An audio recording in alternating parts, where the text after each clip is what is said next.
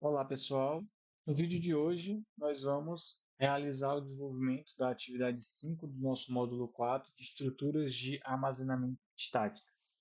Bem, nossa atividade, ela relata a seguinte problemática. Escreva um programa que receba dois conjuntos de números contendo cada um 5 números inteiros. Então, serão sempre 5 números em dois conjuntos, certo? Em seguida, seu programa deverá exibir o primeiro conjunto, o segundo conjunto e, por fim, os números que pertencem aos dois conjuntos, certo? Então, nesse caso, eu preciso começar pegando dois conjuntos, cada um de 5 elementos. Então, vamos começar, né, nesse processo da entrada de dados. Então, aqui nós temos nossa base, programa. Então, eu vou criar aqui um conjunto que eu vou chamar de conjunto 1, com 5 espaços, e vou criar aqui um conjunto 2 com 5 espaços, certo? E aí vamos fazer um laço de repetição para pegarmos, como é sempre 5 elementos, então eu vou colocar direto aqui no código o valor 5 e um scanf, o conjunto ele é inteiro, né? Então %d comercial conjunto 1 conte. O que vai mudar para o segundo conjunto é só realmente o número do conjunto, né? Então, conjunto 2. Mais uma vez, pessoal, eu ressalto que eu não estou colocando prints informativos aqui para o código ficar mais sucinto e eu conseguir manter uma resolução mais alta para vocês, ficar mais fácil de visualizar. Mas vocês poderiam botar um printf aqui, por exemplo, digite o primeiro conjunto, certo? E aí depois digite o segundo conjunto, e etc. Mas aqui eu estou fazendo, né, uma entrada mais limpa de dados para o código ficar menor e ficar mais fácil de vocês visualizarem numa resolução maior aí na tela. Ok. Então peguei os dois conjuntos e ele pede para a gente exibir, né, o primeiro conjunto e o segundo conjunto. Então, novamente, eu vou precisar de um laço para exibir, e aí no caso eu vou colocar aqui conjunto 1, então agora eu vou precisar obrigatoriamente de um printf, vou botar um /n aqui só para destacar esse conjunto, botar um espaço para os elementos não ficarem grudados, e vou fazer o laço para percorrer as 5 posições novamente, exibindo aqui todos os elementos do conjunto 1. Então vou botar um printf, vou botar aqui dois espaços para ficar um elemento separado do outro, certo? E a mesma coisa aqui para conjunto 2. Então, vamos aqui fazer o mesmo processo para o conjunto 2. Então, vamos agora compilar e executar para ver se essa primeira parte, que é uma parte mais simples, a gente já fez em outras situações, se ela está funcionando corretamente. Então, aqui eu tenho o conjunto. Vamos começar com o primeiro conjunto, 1, 2, 3, 4, 5, e o segundo conjunto, 4, 5, 6, 7, 8. Então, a gente consegue ver que está funcionando, né? Então, eu exibi ali o primeiro conjunto e o segundo conjunto. Só que o desafio aqui é exibir os elementos que estão em comum entre os dois conjuntos. Então, como é que eu consigo fazer isso, né? Eu teria que exibir os valores que existem tanto em um quanto em outro. Então, para isso, pessoal, a gente vai ter que fazer. Vou pegar essa imagem aqui, colocar no Punch, para a gente pensar um pouquinho na lógica do que é que a gente pode fazer. Então, imagine que eu tenho lá um vetor, é,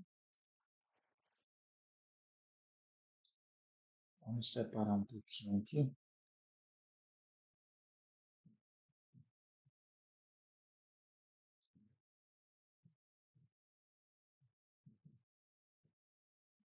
Tá igual não, mas é só para a gente manter uma lógica, certo? Então, eu tenho aqui dois vetores, certo? Cada um com 5 elementos.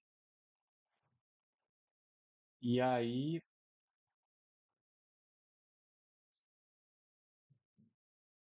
E aí esse vetor tem 5 posições aqui, e o de cá também tem 5 posições.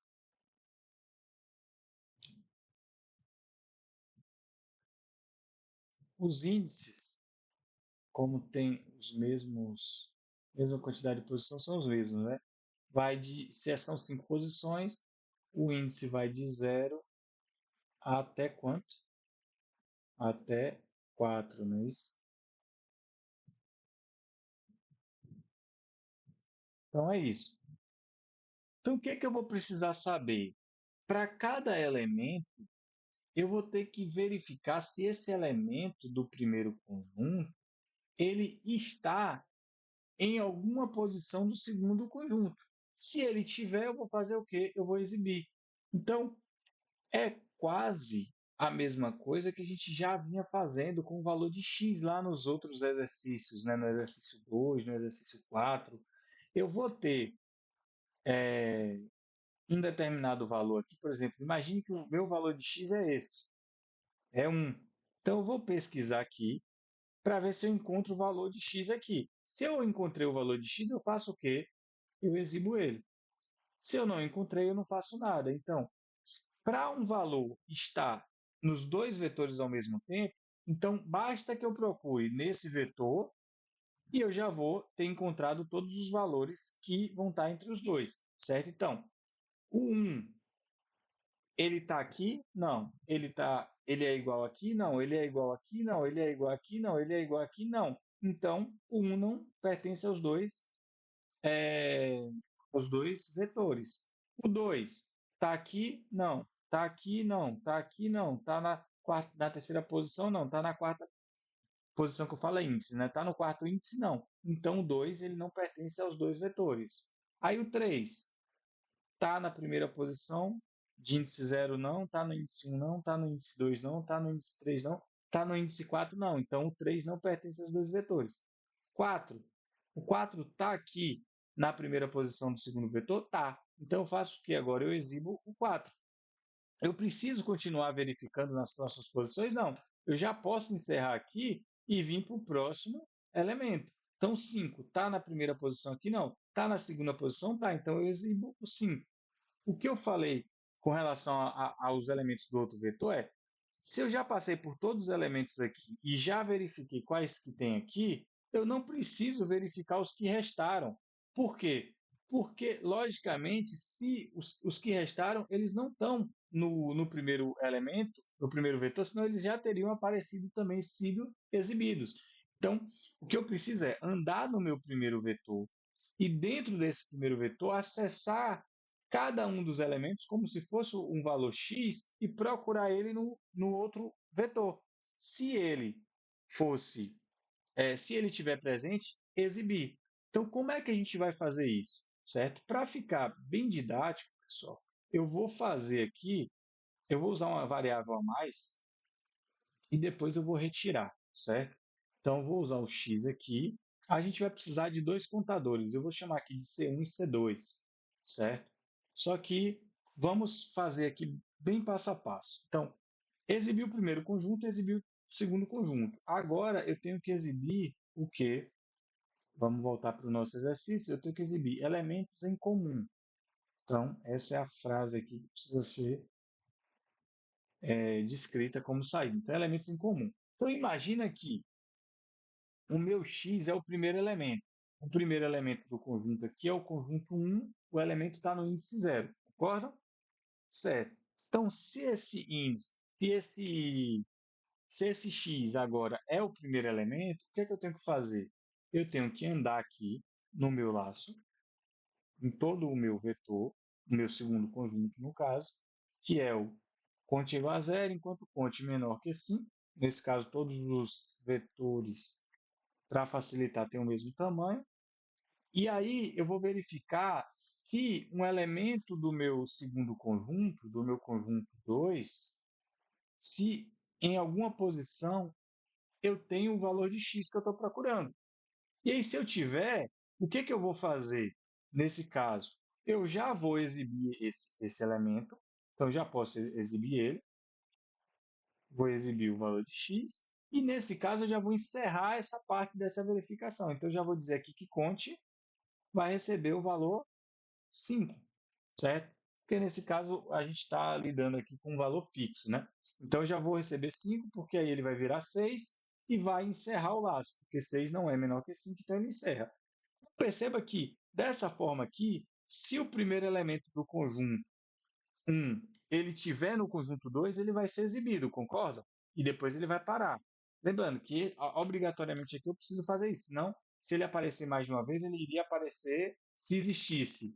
Por exemplo, aqui, 1, 2, 3, 4, 5, e tivesse dois 4 aqui no segundo conjunto, ele iria aparecer duas vezes. Então, é melhor a gente interromper logo a execução quando ele exibe o valor, até também para não precisar andar em todo o conjunto, sendo que eu já encontrei o valor, né? Então, ok. Agora, para o segundo elemento, o que que mudaria? Mudaria isso aqui, ó. Para o terceiro elemento, mudaria isso aqui. Para o quarto elemento, mudaria opa, isso aqui. Ou para o quarto elemento é o 3, né? O quinto elemento é o 4. Então, perceba que só o índice que vai ir mudando. Né? E assim eu consigo pesquisar e exibir cada um dos elementos que pertence ao outro conjunto. Então, basicamente, pessoal, o que eu vou fazer é colocar isso aqui, ó, em um laço de repetição, em um outro laço de repetição. E aí eu vou chamar aqui de conte 2, certo? Vou criar aqui o conte 2, né? Int conte 2 igual a zero, enquanto conte 2 for menor que 5, já que todos os dois vetores têm o mesmo tamanho, conte 2 mais mais. E aí eu vou ter agora um laço dentro do outro. E esse primeiro laço aqui, ele vai servir só para ir modificando o, é, o índice do meu conjunto, para eu poder conseguir andar nesse conjunto. Então, primeiro aqui, eu vou acessar a primeira posição aqui, 1. E 1 vai ser o x, e aí eu vou procurar, naquele segundo laço, o x aqui. Depois, o meu x vai virar o segundo elemento. E aí eu vou procurar ele aqui. Depois, o x vai virar o terceiro elemento. E aí eu vou procurar ele aqui. Depois, o x vai virar o quarto elemento. E eu vou procurar. E, por fim, o x vai virar o quinto elemento. E eu vou procurar aqui. E aí, dessa forma, a gente consegue procurar, né, todos os elementos do primeiro conjunto no segundo conjunto e exibir os elementos que estão nos dois conjuntos. Então, se a gente compilar e executar agora, vamos testar aqui para ver se de fato funciona. Então, aqui eu tenho 1, 2, 3, 4, 5 e eu tenho 4, 5, 6, 7, 8. Então, veja que o primeiro conjunto está completo, o segundo está completo, e os elementos em comum ali foram os elementos 4 e 5. Vamos testar mais uma vez para ver se realmente está funcionando, né, para todas as situações. Então, 1, 2, 3, 4, 5. 1, 2, 3, 4, 5. Então, nesse caso, todos os elementos, né, coincidiram, então todos os elementos apareceram. Por fim, vamos ao terceiro exemplo. Pessoal, quando você tem a questão assim que tem alguns exemplos, não significa que ela abranja todas as situações, né? Então, se for necessário, você pode também fazer outros testes para garantir, certo? Então, veja que nesse caso aqui não tinha nenhum elemento em comum e ele realmente não apareceu, né, nenhum elemento em comum. Então, a gente consegue ver que o nosso programa ele está correto. Então, essa seria, né, uma solução possível ali para resolver o nosso problema aí da atividade 5. Eu poderia não ter, se eu quisesse, o x, certo? E aí eu colocaria aqui, ó, o conjunto 2 direto aqui na verificação onde está o x, substituiria. Né? Isso faria com que o código ficasse mais conciso ali. Eu usei o X para fazer uma analogia e aí facilitar o entendimento de vocês. Até porque a gente está usando o nome conjunto 2, conjunto um, isso pode confundir. Então, assim, às vezes é melhor, às vezes a gente não precisa ficar fissurado só em economizar espaço, economizar o máximo de variáveis. Às vezes é melhor ter, né, um código um pouquinho maior, que use uma ou duas variáveis a mais, mas que seja mais fácil de visualizar, fique mais simples da gente dar manutenção também quando necessário. Então, assim, não se preocupem também em economizar o máximo de variáveis possíveis. Né? Eu estou aqui dentro das possibilidades de resolução, mostrando, né, que o que é possível fazer. E cabe a vocês, como programadores, né, decidir a forma que vocês preferem conduzir aí a solução do problema, certo? Mas, basicamente, é dessa forma que a gente tem, né, a solução do nosso problema. Eu vou voltar aqui, como é uma questão didática, eu vou deixar dessa forma a resolução, que a gente vai estar disponibilizando também essas questões, né, os códigos de cada uma das questões que eu estou apresentando no vídeo. Então, eu vou deixar dessa forma que fica mais didática, fica mais fácil para aqueles que têm um pouco mais de dificuldade. Então é isso, pessoal. Nos vemos nos próximos vídeos.